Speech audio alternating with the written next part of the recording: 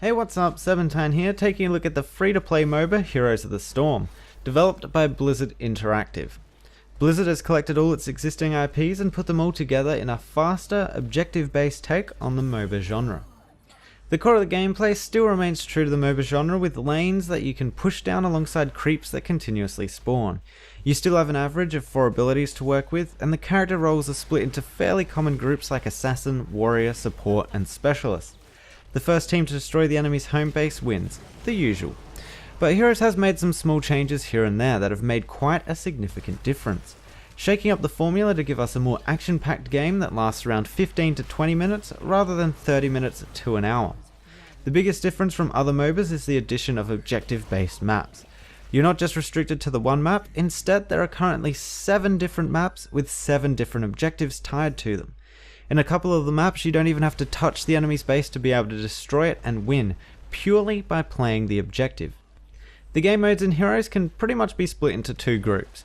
There are the collection game modes where you have to collect tokens, skulls, seeds or what have you, and turn them into gain a boss creature that in some cases you can take direct control over, or have pirates' cannons rain down on your enemy's base. This game mode equates for 4 of the 7 maps. The other 3 maps, however, are based around capturing points to gain a similar kind of reward. The power or bonus that you receive from completing a main objective is extremely important and turns the focus away from winning a lane or getting as many kills as you can to a more team fight focused strategy that has players leaving lanes as soon as an objective becomes available. All of the maps include monster camps situated in what could be considered the jungle. Once defeated, you can capture the camp and have the monsters march on with your offensive in a lane. These monsters deal significantly more damage and have a bunch more health. When protected from enemy attacks, they can deal a bunch of damage to your enemy's structures, especially if you defeat and capture the boss monster of the map. On the ability side of things, you're given all of your abilities except your ultimate straight off the bat. When you do level up, you don't decide what ability to gain or upgrade to the next level. Instead, you're given numerous options to choose from via the trait system that can be a passive upgrade, for example lifesteal on attacks, add effect to your existing abilities, for example adding a stun to an ability, or it can be an addition of an activatable, for example an activatable shield.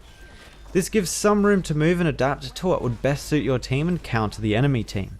When it comes time to pick your ultimate ability, you'll have 2 choices that are usually vastly different in their functions. One can be an AoE damage dealer, while the other can be a skill shot stun and allows you to specialize in the ability that will suit your team composition better. Some of the more common mechanics that you would expect from a game in this genre have been tweaked and some just completely removed. Last hitting minions has been taken out, and instead you can just be near a minion when it dies to gain experience. However, this experience will be shared by your whole team, and your team will level up as one unit as opposed to individual levels. So it's a pretty good idea to have someone in each lane at all times.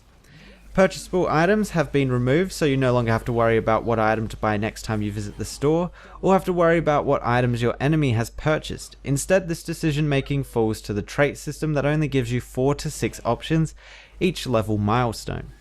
Enemy fortifications have also been tweaked significantly, with 2 ballistic towers and a gate that will need to be taken down to proceed onto a larger base-like structure that has more health, ammo, range, and a slow effect on its attacks. To help keep you in the fight, there is also a fountain next to the base structure that provides healing and mana regeneration every minute or so, making it so you don't have to recall back to your team's spawn every time you get low on health or mana. Progression outside of the game has you leveling both your account level, which rewards you with gold and boosters, as well as access to the ranked mode and team ranked mode later down the track. Then there is also hero levels for each individual hero that before you reach level 25 on your account will unlock more trait options for that hero.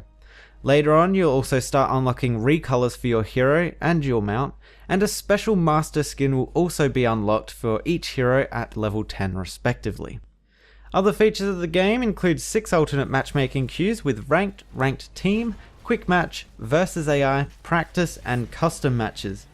Being based off the StarCraft engine, there is also a replay system that can save every match you play to watch later on, and even import other players' replays by just placing them in the replay folder.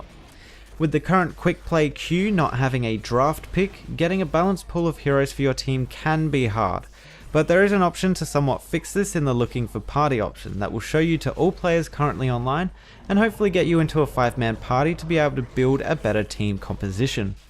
Lastly, being a free-to-play game, there is a shop where you can purchase heroes from $5 to $13. Skins are also available and offer information about what has been changed for the skin, for example if it has a new voiceover, new effects or new animations. These skins also come with 3 color variations to play around with and range from $6.50 to the $19.50 legendary skins. Along with hero skins, you can also purchase new mount skins that range from $13 to $26. Every skin for heroes and mounts also comes with 3 alternate recolors for you to choose from before going into battle. Bundles for hero skins and mounts have been made available, however there is no complete bundle that you can purchase that will unlock every character in the game, which is a little unfortunate. The closest you can get is a bundle that unlocks 8 of the 37 heroes plus 4 hero skins and 2 mount skins for $52. Altogether, Heroes of the Storm is a MOBA designed to be more action-packed with very few dull moments, at least if you're on the winning side. The overwhelmment that can come from shop items and the focus needed to get every last hit on minions being removed makes Heroes a much easier game to get into and start playing. Traits can still be a little overwhelming to begin with, especially due to the speed of the game and team fights happening every couple of minutes. But 4 to 6 options is a lot easier to deal with than the hundreds of items all at once. If you want to get into a MOBA but don't want to dedicate too much time into learning item matter, find last hitting tedious, or just don't like 10-minute laning phases, then Heroes of the Storm may just be what you're looking for, especially if you're a fan of Blizzard's numerous universes. I will say that anyone trying out the game understand that Heroes is an objective based game, and while kills are important, they aren't as important as they are in other MOBAs. Anyway, that's been my player preview for Heroes of the Storm. The game is currently in open beta and will be officially releasing on the 3rd of June via battle.net. If you want to find out more about the game, check out the links below. Thanks for watching, and I'll see you guys next time.